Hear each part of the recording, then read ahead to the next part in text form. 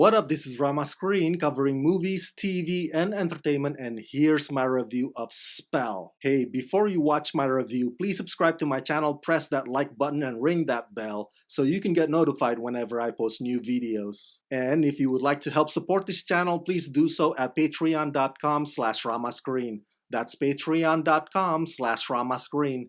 Let's rock this. Oh man, where do I even begin with this film? You know how some movies are so bad they're funny? Well, you can put Spell in that category. And to be honest, I think the concept does have potential with voodoo dolls and hillbillies, well, in this case, African-American hillbillies, and the battle between arrogance or city folk pride and simplistic spiritual life. I think if Spell had a better script to work on, it could go somewhere with all of that. Unfortunately, just like Omari's character, for the most part, Spell remains stationary. The story hardly ever advances, and it circles around the same spot, in addition to it being ridiculously gnarly. Look, I don't mind horror movies that want to go all graphic, but Spell goes way over the top about it. Its level of disturbing and disgusting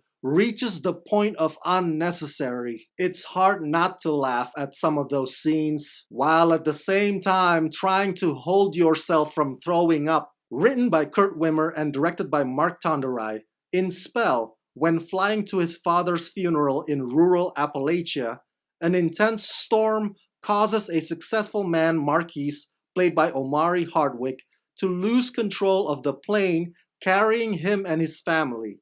He awakens wounded, alone, trapped in the attic of the house belonging to Mrs. Eloise, played by Loretta Devine, who claims she can nurse him back to health with a hoodoo figure, the boogity that she has made from his blood and skin.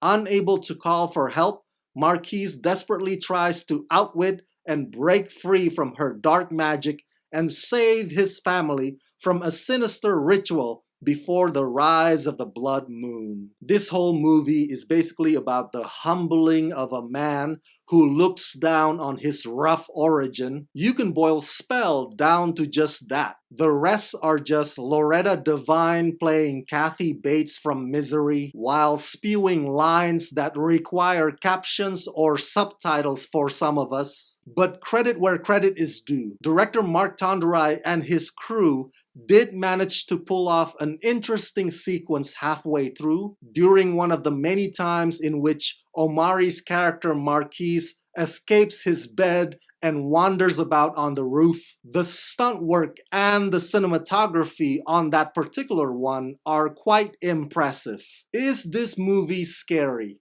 No, not at all. Of all the new movies that come out this Halloween season, Spell is more silly than scary. As I implied earlier, the script hammers the whole mysticism down way too much and way too often. It's gross, it's off-putting, it's repulsive, and it does a terrible job of orchestrating the climax as well. Let's just say that the final conflict of Marquise versus Mrs. Eloise comes to a clunky and choppy conclusion despite the fiery theatrics. Of all the cast members, I would say Loretta Devine is the only one that I would consider a performance worth watching. Sadly, the poorly written script and the mediocre directing significantly overshadow her. Look, I'm not gonna spend another minute talking about this movie because this movie doesn't deserve another minute of my reviewing it. I'll conclude this by stating that if you never get to watch Spell, you don't miss a thing, and consider yourself very lucky.